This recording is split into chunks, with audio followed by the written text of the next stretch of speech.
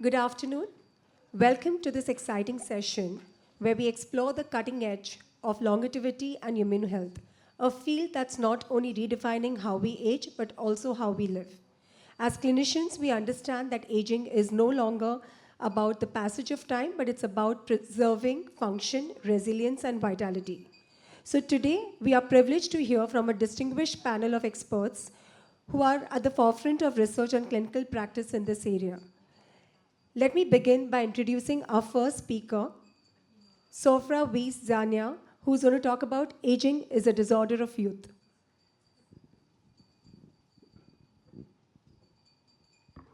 Thank you. Okay, so aging is a disorder of youth. What does that mean? It means that aging is a systemic problem. I have no conflicts of interest, and this lecture is based on my book, which is in print right now. It's going to be published shortly. And also there is sections of this book that I have from my other books that have been translated in 12 different languages.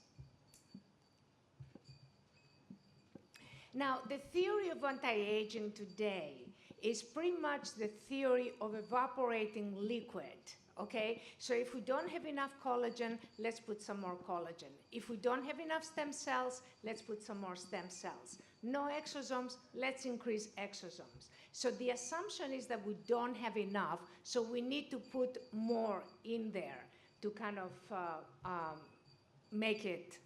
The problem, however, is that the body decays in a very slow rate of differentiation.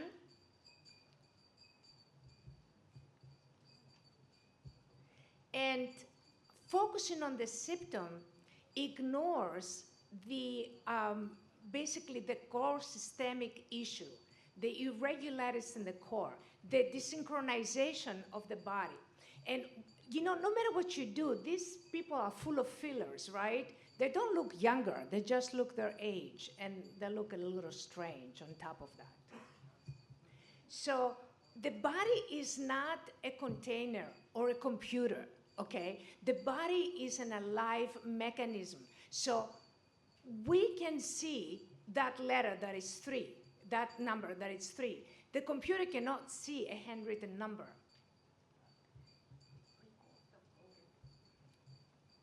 So the computer cannot see it. Why can we see it? Do you see all of these connections that our brains are doing? That is the important part. The interconnections is the important part, not just the deficit.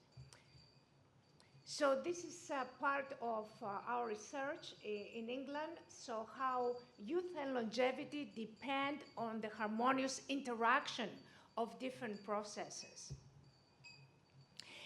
For true skin rejuvenation, a lot of factors have to be addressed. Not just filling up more collagen, but interaction, the molecular intercommunication, the detoxification, cellular processes, transport of information from cell to cell, and so on and so forth. So it's not about replenishing collagen, stem cells, or exosomes. It's about fixing the systemic interactive network. And this is basically what I'm showing there. And there is a lot of mathematical calculations, a huge formula that can determine that, to decode what the cells are doing. And why is the collagen miracle not enough? Why? Because collagen is a protein. And I got news for you from the Nobel Prize 2024 in chemistry. They found 200 million proteins, and this is the researchers who did that. All of these proteins have to be interacting for youth to be enabled, to be empowered. Only on the epidermis, there's about 18,127 proteins. All of these have to interact and be replenished before you can have a youthful appearance. Otherwise, you're going to have these pillow faces of all of these famous people that are full of fillers and lasers and so on and so forth. And the most important thing is proteostasis. Without proteostasis, you have aging. Proteostasis is the balance between proteins. There's a lot of books about proteostasis if you want to kind of find out more about it. And when you have the proteostasis network properly done, then what you see is that with years you look younger. Why? Because you're repairing the system from within, from the inside. And that's what's so important. And this is a lot of proteostasis. This is a video. Unfortunately, it's not playing. None of the videos is going to play, so I can probably have to send you this lecture because it doesn't really work. And so basically, proteostasis has to do with folding the proteins, and with aging, the proteins are unfolded, and a typical cell has about 20,000 types of proteins. Just one cell, and about 10 to 20,000 genes and that are expressed within that cell. So just you can see, the interaction within the protein was actually started from the Nobel Prize 1999. And this is, you see the different depths. Unfortunately, not even this video is working. So you can see what this video was showing. It was showing that the cell has a resonance. You can actually see the resonance in the video. I have the videos. I don't know if I can even play them. This is myself in our lab in England. Now, the resonance, what resonance does, it unblocks the rod for the proteins, the exosomes, all of these communication agents. If there is debris and inflammation, they're going to get stuck. It's like traffic. You know, it's like kind of cars being stuck in traffic. So why is it that the stem cells have a problem? Because there is no compatibility. The compatibility issue, there is immunorejection. The immune system will reject it. Why? Because there's no resonance. There is no compatibility. And if there's no compatibility, there's going to be proliferation, and then these cells will end up as cancers. Immunorejection is the main problem with exosomes as well. The system will not accept them. And that has to do with resonance, compatibility, and also the transfer. The exosomes are carrying proteins in them, and also microRNAs that are involved in gene expression. But the proteins carry the addresses where the exosome is going to go. Without the proteins information, the exosome doesn't know where to go. And this is the three Nobel Prize 2013 that they were first spoken about the vesicles, the exosomes. However, what they said, and please understand what they said, Dr. Sheckman said that there is 3 genes involved. So when you have plant exosomes, is this term fulfilled? These 3 genes from plants, is it the same as the human 3 genes? If they're not the same, it's going to be incompatible. Dr. Rothman said, do you see these yellow things? This is the protein that has to dock. It's like a boat that docks on the port. And then Dr. Sudov spoke about the waves. That's the resonance, how that resonance clicks between the exosome and the cell so the exosome can release its contents into the cell. Otherwise, it's not going to happen.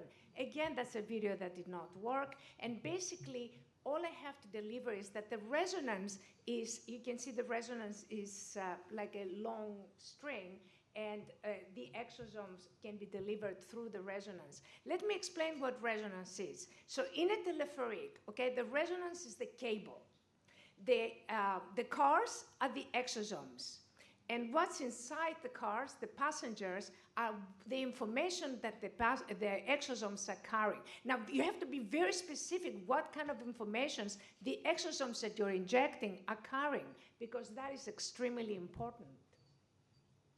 That's another video that doesn't work, but it shows, try this.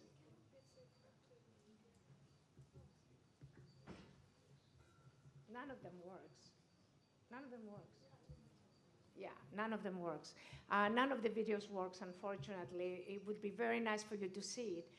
But basically, resonance entangles with the body's networks and facilitates not just exosomes, but all information that is carried. And that is what's important. So youth is the result of optimal regulation of energy flow. And if you don't have that, and I don't think that's in your toolbox, you need to understand without that, nothing else is going to work. Not really. Superficially it might, but not in depth. It will not do true age reversal. It's just going to kind of put a Band-Aid on the problem. So that's another video that doesn't work, unfortunately. None of them works. Basically, it shows how the resonance lights up the whole system. And this is what my book is about, is the rhythm of youth, that there is kind of a resonance compatibility that is the most important thing. And compatibility, what does that mean? You cannot multiply oranges with apples. You multiply oranges with apples, you still have the same oranges. Okay, that is very important to understand, compatibility. And this is the microscope that you can see. That's another video that doesn't work, and this is me in front of some of the research that we're doing in terms of the mathematics of it. Now, cellular energy transfer via resonance, this is the new technology. This is what's coming down the pike that can basically do real anti-aging. Another video that doesn't work. Again, that's myself in the lab in England. Very important thing, what resonance does, it refolds proteins. If the protein is misfolded, which is what happens when you use heat, every time you use heat, the proteins are unfolded. If the protein is unfolded, then you basically destroy the brains of the cells. Proteins are the brains of the cell. You destroy the brains of the cells, it's like you have like a person without a brain, okay? It's a comatose, it's in a coma. That's a wonderful video because it shows you how everything increases through resonance, and unfortunately I cannot play it because something with the signal is not, there's a problem. But basically heat will denature the proteins and resonance is going to refold it. So this is a very, very significant, important aspect of anti-aging that we need to start paying more attention to. SRET is based on a combination of many different sciences. It's not just medicine. It's molecular biology, it's string theory from physics, it's Gestalt theory, psychodynamics, neurophysiology, integrative medicine, to kind of create this concept and how we can sort of understand the body as a whole, as a Gestalt, not just this little spot or that little spot, but the whole body. How can we rejuvenate the body? And that's the most important thing. And this is some experimentation we do with proteins. And again, just from our lab. These are my references. Actually, I have a lot more references than that. It's about 576 references, but I could not put everything there. And if you, I can send you the videos. I'll give you my WhatsApp in a minute. Please email me at science@aelios.com. My WhatsApp is right there. And also, you can take a picture of this, and that's my WhatsApp. And if you need the videos, I can send you all the videos. Thank you very much, and I'm very sorry for all these videos that did not work. Thank you. Thank you very much, Dr. Sanya, for wonderful lectures. Actually, she come for the futures. You know what happened? We just elaborated this morning that in the next year, IMCAS 2026, we're going to have something about wellness, because the beauty should be from within, incorporate with our things. The thing is that you tell us that aging is systemic. Not only replacement is enough, we should fix intercellular network, especially proteostasis. Repair system from within by the resonance that facilitate optimum regulation of energy flow. Yeah, and cellular energy transfer by bioresonance. So we can listen in depth for the next year. Is there any questions up there, please? It's going to be a very complicated question because we understand that the organism is very complicated. But so far, we cannot address everything. So what we are trying to do, because most of us are not scientists, but we are working with patients, and we are trying to translate or to find the small areas in which we can interfere a little bit. We don't believe currently that we can live for 150 years and be completely healthy, right? At least up to date, maybe in 20 years. So are there any hints where we can really interfere? And I completely agree with you about exosomes. This is boring, this is nothing. But is there anything or something which can be effective, at least partially, like 1 to million? Okay, so basically the way you want to understand this, there's the concept of what we call the gestalt. A gestalt is more than the sum of its parts. That's the definition of a gestalt. But if we expand that to the person, okay, a person is more than the sum total of proteins, the sum total of stem cells, the sum total of the brain. Where is the mind, right? The person is a lot more than that. That's the gestalt. But in order to, I think that true anti-aging has to do with molecular mechanisms, because molecular mechanisms can go back and forth in time, like the ATP becomes ADP, AMP, and it goes back and forth, right? That is routine for them, right? GTP, same thing. All of these molecular mechanisms can go back and forth in time. So this is the point. And more recently, you have all of the new Nobel Prizes have to do with molecular mechanisms. And I think if you stick with that, rather than say, oh, okay, this is the symptom, I'll fix the symptom, that's not going to reverse aging. You have to fix the system. And when you get into system, you get into intercommunications, and that's what the resonance is. Resonance energy transfer. But I'm talking about the practical. Yeah, there is technology that utilizes resonance energy transfer. We have a technology that does signaling resonance energy transfer. That's what we're working on. Rapamycin was considered to be one of the anti-aging molecules, metformin. No, that's not going to do it. You see, the resonance is what brings everything in. It's what interconnects everything. Resonance is connection. It's interconnection. You see? No, we have it. I'll talk to you about it. There will be the ways. We have the will. By the next IMCAS 2000, Asia 2026, we're going to do all this section, the big section. And actually, we have many things to elaborate. A lot of things about the energy is a lot more. Next year. Energy is the Energy resonance. We will have one section of that. Okay, thank you. Thank you for a wonderful question as well. So we go on for the next year. I'd like to call upon the second speaker, Dr. Christina Maria Puyat. She's going to be discussing Beyond Aesthetics, the medical applications of neuromodulators. So from anti-aging or canceling age, we go to, I have videos. We go to this, okay?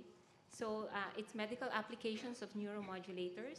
It's beyond aesthetics. So the following are my disclosures, and I have no conflict of interest for this specific talk.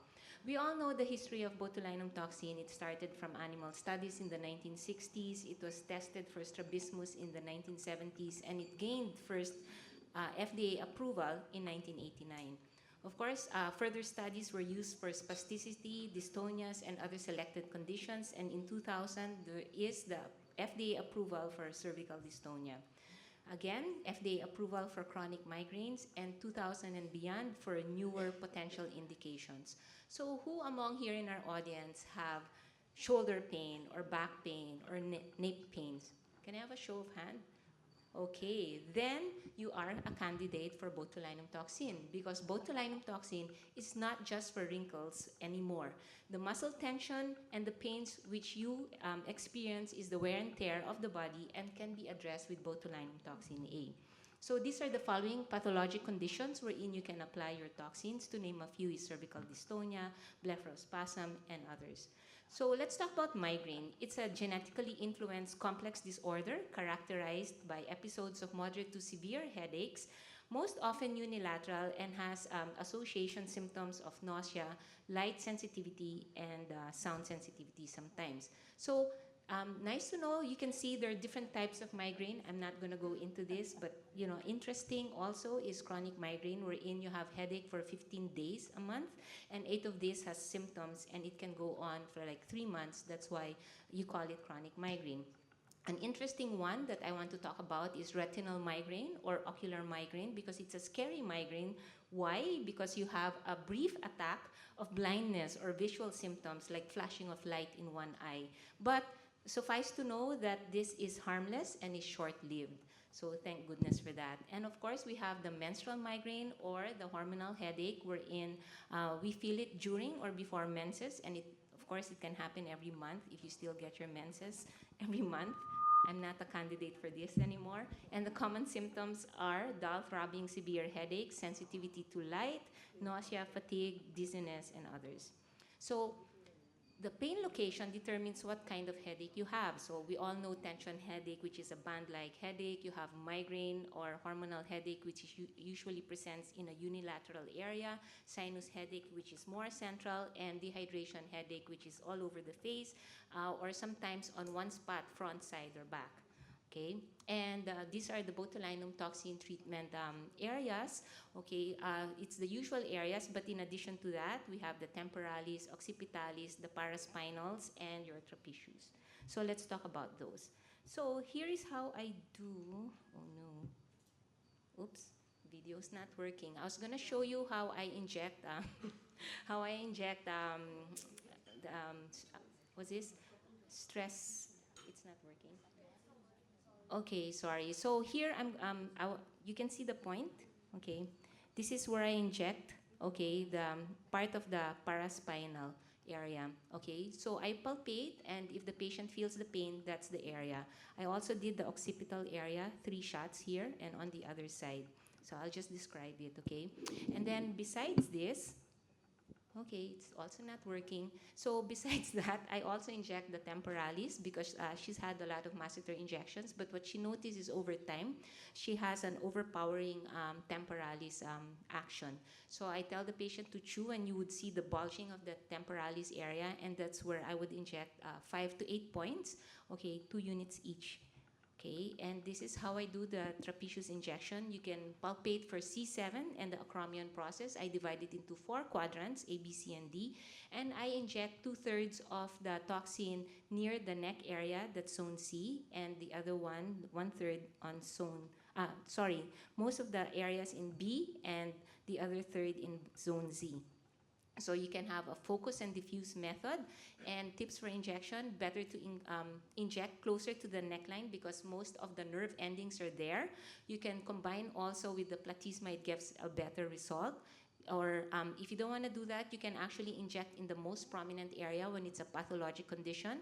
And I usually do the focus more than the diffuse type. With the focus type, it depends. I use a long needle. I like using the gauge 29 2.5 needle. I go really deep and a little bit midway. And I add about 10 to 15 units on the more prominent side. And for the dilution, it's anywhere between 5 to 7.5. Okay, and I like using the 5 ml or sometimes up to 6 ml.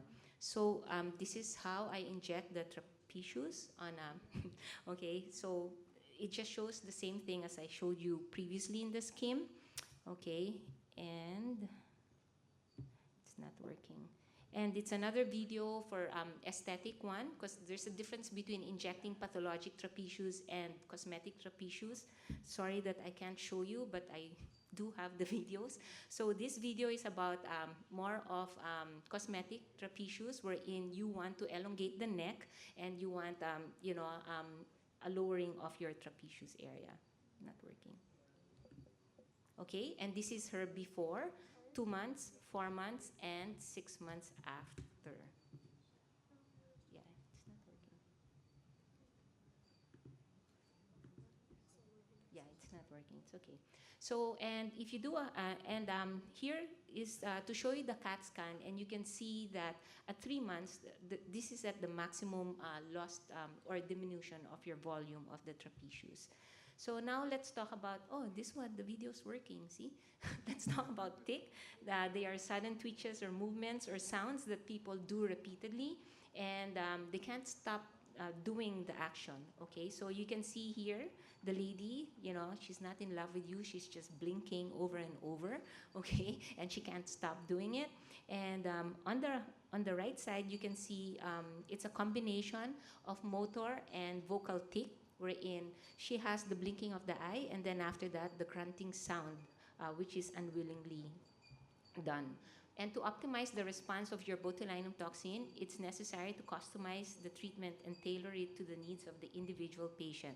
The injection sites and doses are therefore adjusted at every visit depending on the location and description of the tics. And of course, the primary therapeutic effect of your neuromodulators in tics is believed to stem from the blocking of your neuromuscular transmission and weakening of the hyperactive muscles involved in the production of your involuntary movements.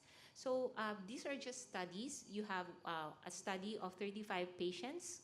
It's a series of patients wherein they did tics associated with Tourette syndrome. They received botulinum toxin A, and 82% experienced relief of the tics and promontory urge. Another case series of 15 wherein motor tics was injected with botulinum toxin A, with an 89% of patients having been helped with the treatment of eye blinking and her jerking due to the contractions of the cervical muscles. So here you can see, oh no. Okay, it's not working, but this patient goes like this. Close, and then the right eye, it would blink faster, and then eyebrow goes up. That's a continuous thing that this patient does. And, okay, just to show you, this is his baseline, and these are the injection points that I did. Okay, remember, I was telling you one side really closes tight, and the eyebrows elevate. So I inject like the usual, okay, the corrugators, okay, but on the affected eye that blinks really tight, I did inject the orbicularis oculi, okay, this is actually 1 unit each, okay, and after that, with a terminal twitching of the forehead, these are my injection points. And I wanted to show you how it looks, but the videos aren't working. So this again is the cyclical thing. And then on the other side is, there was no blinking at all. So that was the thing that happened with this patient. So now let's talk about another pathologic condition, Frey syndrome, which is a common complication of parotid surgery, where there's a distressing gustatory sweating and flushing of the surgical site during eating, occurring 6 to 12 months after surgery. So here's a patient of mine that presented a 68-year-old female who had a history of sweating and flushing on the right side of the preauricular area. Usually, she experienced this 6 months after surgery, after a thyroidectomy, removing a benign myxoid tumor. So the ENT prescribed him antiperspirant twice a day with no relief and unsatisfactory result. Okay. So I did inject her with 15 units of botulinum toxin because she was referred by the neuro department to our derma department, and I wasn't so sure, so I experimented with just 15 units. I did a repeat starch test, and there was a residual. Okay, and I was bolder, so I gave 20 units more, and this is the result. Okay, 11 days after the second session, it was completely gone, and the patient was really happy. Then I was thinking, okay, will this hold? So then we followed up, and a month after toxin injection, okay, she was still okay, and Okay, 2 months after injection, the video is not working, but when she chews, also it's not working. I got a little bit scared because like she has this depression after the toxin injection, but actually it got resolved, and on the 4th month, she looks normal again, and she's very happy because there's no more sweating. There's no gustatory sweating at all. And further follow up, after 2 years, she never had that episode. So she was completely cured of this Fraze syndrome. Now, we also apply this for keloids and hypertrophic scar. We all know that they're both characterized by dysregulated growth and excessive collagen formation. And these are the current strategies, but an emerging option of management for such is your botulinum toxin A. So mechanism of action, it inhibits the proliferation of your fibroblasts derived from the hypertrophic scars.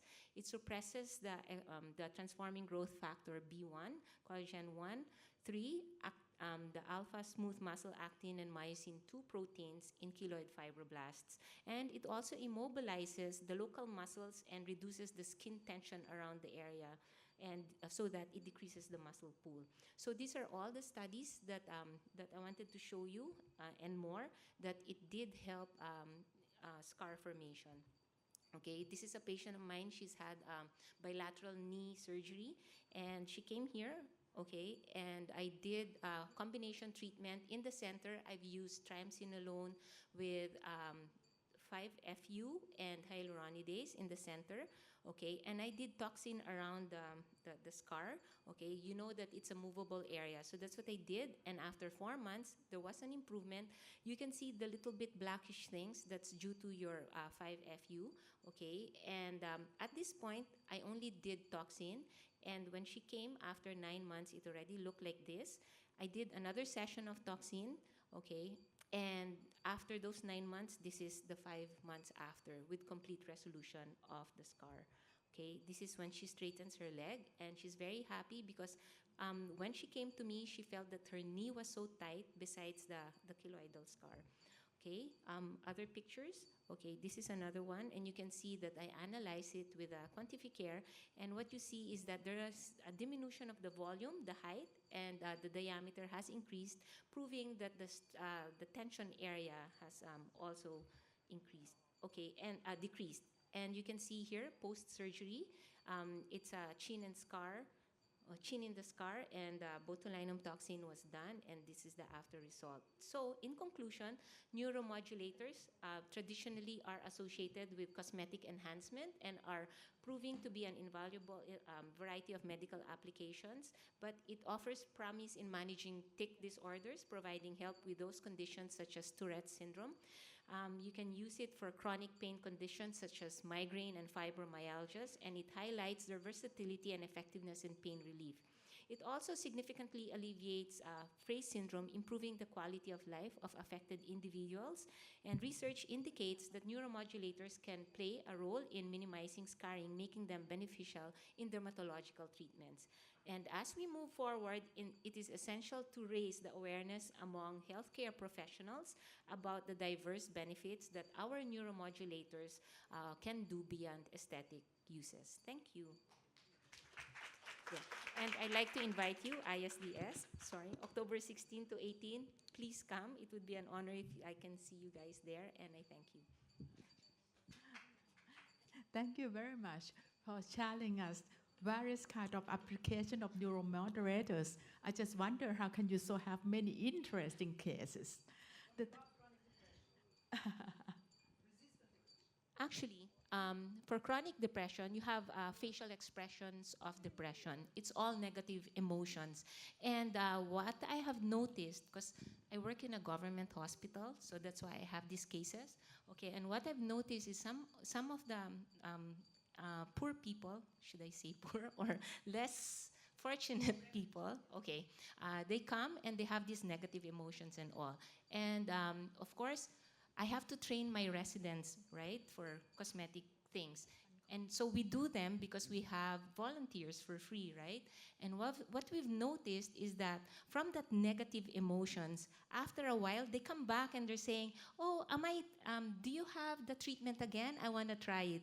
And we were like thinking, why? Because you want to look young? No, it just makes me happy. So I think there is a connection, but I don't really know what the connection is. Oh, there are? Oh, okay. Thank you. But that is great because we treat human. Human has many dimensions and we give them some more. The thing is that I have two questions. Number one, have you get any side effect from doing things like this? For example, I have one patient, make people happy, less sweating. But when I look at the clinical pictures, it's a bit atrophy of the skin. Yes, actually, you saw my picture wherein I did 15 units and then 20 units for Frey syndrome. And you can see that after 2 months, there was a depression of the scar. And I'm like, oh no. And then after that, I just let it be. And because, she was able to chew anyways, the muscle developed. And after 4 months, she was normal again. Okay, Yes. that is temporary. And the second is that if we treat the whole body, for example, like the shoulders, and it's a pity that we cannot see the video, but anyway, I see some of the thing that the technique that you use, you grab the skin up and you inject. I feel like that is great, that people cannot see things. Because, have you come across any complication when you inject the area? Yes. Okay, because I do use high units when I do pathologic conditions. Like, for example, they have severe nape pain. And you can see that the trapezius is like really bulging and taut. So when it's that, I do use a higher unit. Sometimes I go up to 100 units per side. And what I noticed was that there was one, she was traveling and she couldn't put up the luggage, and she just realized now, oh my God, what happened?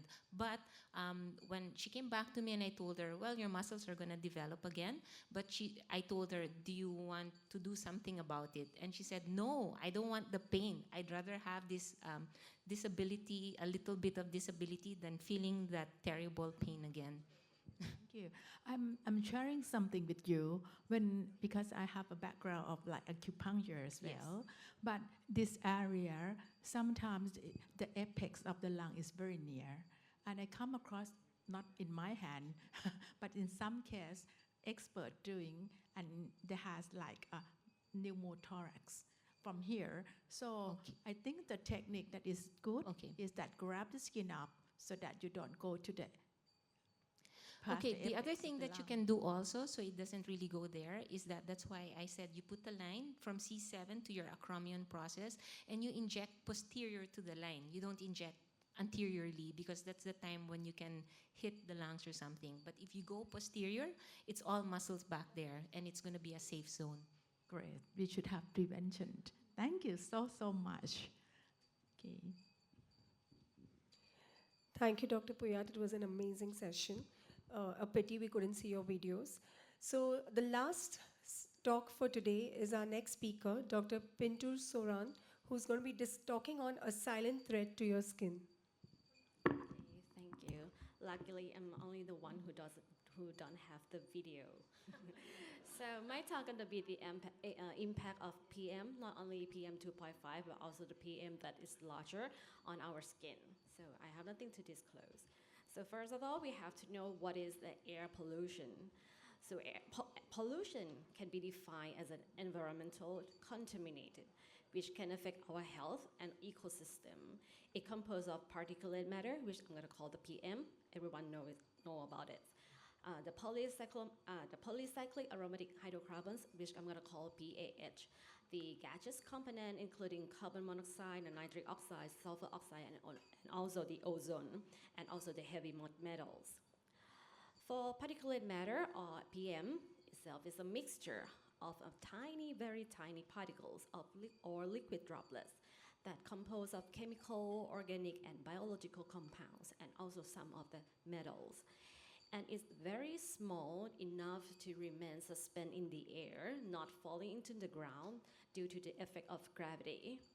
And also it can be classified by the size. The PM2.5 that we call is defined as the smaller that less than 2.5 micrometer. And also we have the PM10, which is a little bit larger, and also we have the ultrafine one. You can see the size of it is very small when you compare with our hair. So, did you check the IQ error in the application today, in my phone today? Right now, we live in a yellow air condition. So sad that Thailand and also Asia is one of the regions that experience the highest level of PM2.5. Actually, it still includes the country in Africa and the Middle East. In Asia, the main source of the air pollution comes from the wind blown dust, the household air pollution, and also the peatland fires. Especially in the north of Thailand, we had a lot more kind of seasonal peatland fires. And this is also another data which showed that we have a high number of deaths, actually kind of premature death that relate with the PM2.5, including cardiovascular disease, respiratory disease, and lung cancer. And also this is a data in Southeast Asia 2021, which is that you can see that air pollution become ranked top 3 of the risk factor for premature death. So how does PM damage our skin? So, as we all know that skin is the largest organ and is constantly in contact with the environment as the first barrier. Now there's a lot more evidence that show us the effects of PM on our skin. So an animal study have found that PM can penetrate the impaired skin barrier, the barrier disrupt epidermis, and also can penetrate the intact barrier, especially the hair follicle. After you exposure with PM2.5 around like 21 day, after 1 day, it can penetrate all the whole thickness of the stratum corneum. And after 48 hours, it can reach deeper and deeper dermis.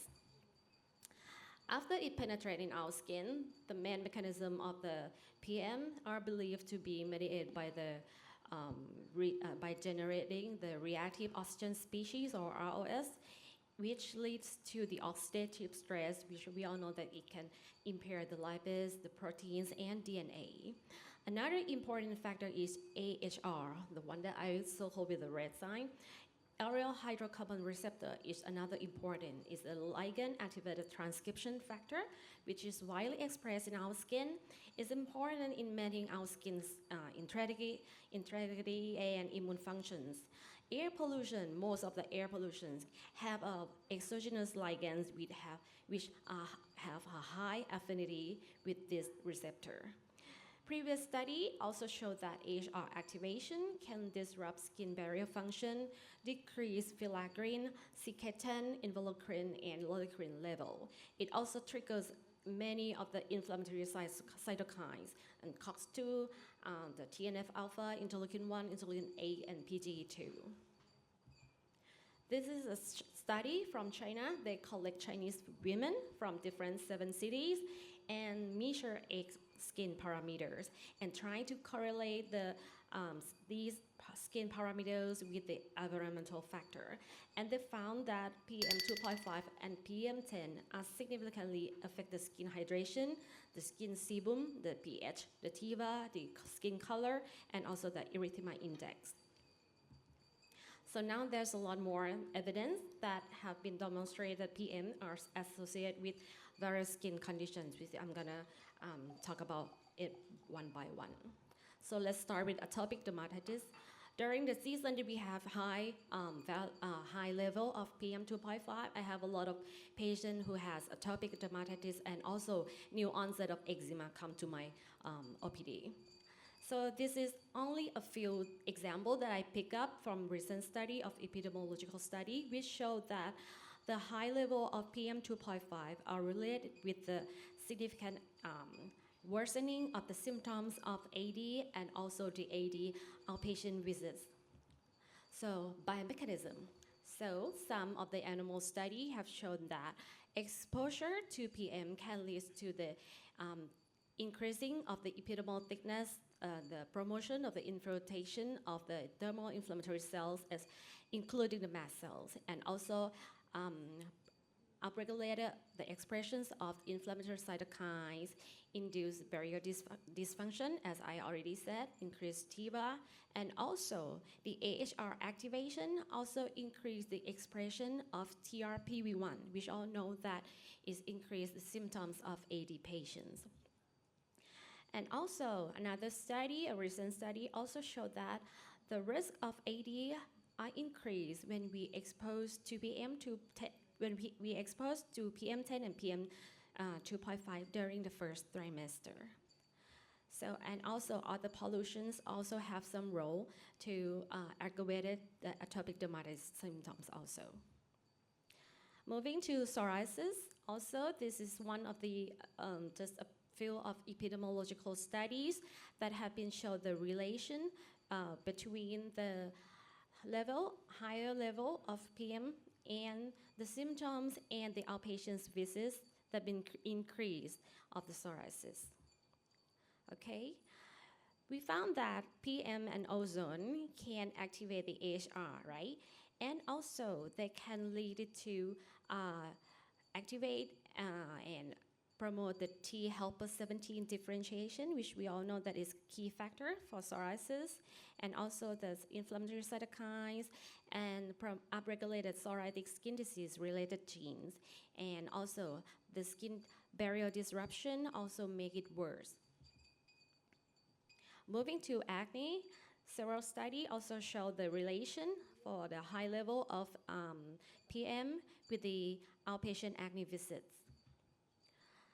A study from China also showed that it can increase the acne lesion count, the sebum secretion, and the outpatient visits.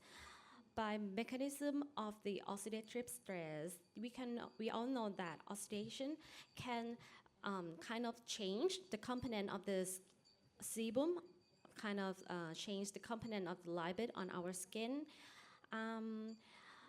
So we found that the squalene in our skin kind of changed. It can go through the peroxidation, oxidize, and we also found the lower level of linoleic acid. And we now know that the oxidized squalene is one of the cause of comedogenic formation, and also the inflammatory response, also making the acne worse. Okay, moving to aging, we found the correlation with a high level of PM and the pigmentation. By what mechanism? So we found that, okay, now chronic inflammation lead to the aging. We now have the term of the inflammaging, if I say correctly. And also we found that it can combine with the UV radiation and make it kind of accelerate the process and make it our skin become aging more and more rapidly. And AHR also can affect the melanocyte maturation, and also some have the evidence that the PM have some role to upregulate the tyrosinase action. For hair loss, some of the studies found the correlation of the flare-ups in alopecia areata and the PM10 concentration by the stimulating the T cells and maybe leading to the keratinocyte apoptosis that inhibit the hair growth and hair fall. And interestingly, it also has some potential role in increase the risk of skin cancer, especially the PM10. We found that every 10 microgram increase in PM10 was correlated with the increased relative risk of non-melanoma skin cancer, up to more than 50%. And lung and skin cancer become of the highest correlation condition with PM10 concentration by the mechanism of the chronic inflammation leading to cell apoptosis and also leading to the DNA damage and the tumor cell proliferation. And also the air pollution driven change in ozone layer change in our atmospheric layer. Also, leading more of UV radiation on our Earth's surface, which we all know that is the main, also one of the main factors that driving our skin cancer. So this one is kind of a wrap up that we can see that air pollution, not only the PM in our air right now, can affect our skin conditions, but hair loss, aging, eczema, acne, psoriasis, and also skin cancer. So the last question is, how can we protect our skin from PM? So the mandatory, yes, we have to cleanse our skin gently, but roughly, use just a mild soap, not scrubbing it. And also, we now know that it can penetrate via the disrupt membrane, disrupt skin barrier. So we have to improve our skin barrier by using the moisturizer or skin barrier cream. Wearing sunscreen daily is a must for as we all know as dermatologists, and limit outdoor exposure during the high pollution times. Every time I got back from working, I immediately take a shower and change my clothes. And also now there's a lot of data about the dietary antioxidants, more data, the supplements that we all know, some of the if you drink green tea, you might get some benefit from it, and also some diet. And also some of the evidence of topical antioxidants like vitamin C, vitamin B3 that we already use, and also some of the phytosterol supplement compounds. And some of the newbie in the market like HR antagonist, and also the topical modulator, the tapinarof, which is the recently approved by the US FDA for the plaque type psoriasis, maybe have some role for the PM prevention on our skin. So thank you. Thank you very much, one of our Thai doctor, Dr. Pintusan, because you have raised us the silent threat of something that affect our health and skin, and also support Professor Sanya that everything going to be holistic. Yes. The effect is Truly agree. from external and internal for health and skin, and also the hair that I heard about Yeah. today. But I think it's affect the body and the mind. So when we treat that, we treat it systemically and Yeah. locally. Thank you for the wonderful lectures. And any questions from the floor? Yes, please. Yes, please.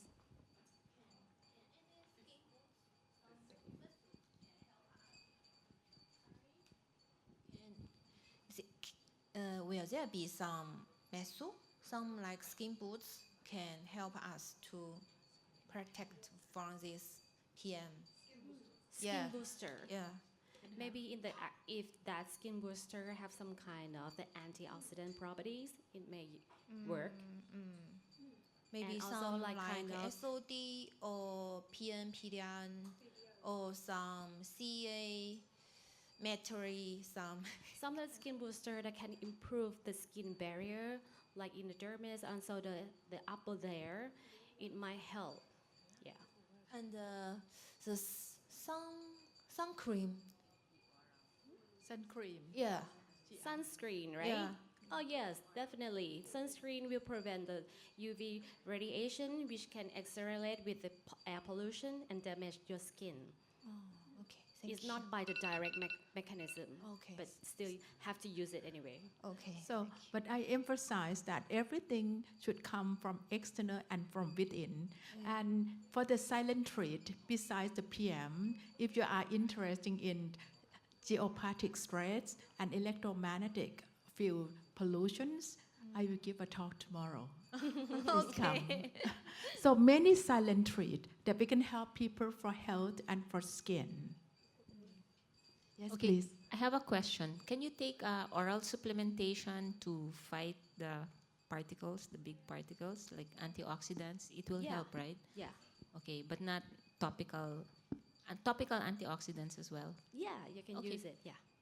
Sandwich. Yes, please. Sandwich. Can I ask your opinion about visible light or a blue light from gadgets? Does it affect also your skin? The blue light, yes.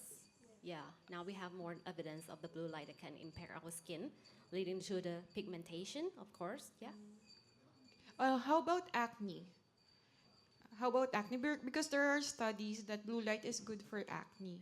But how about the blue light that comes from the gadgets? Is it beneficial for acne or not?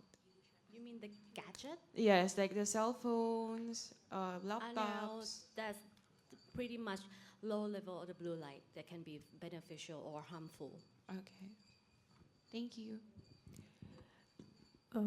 Thank you, everyone, and thank you the esteemed speakers who gave us such an enriching talk. And thank you, audience. We'll move on to the next session.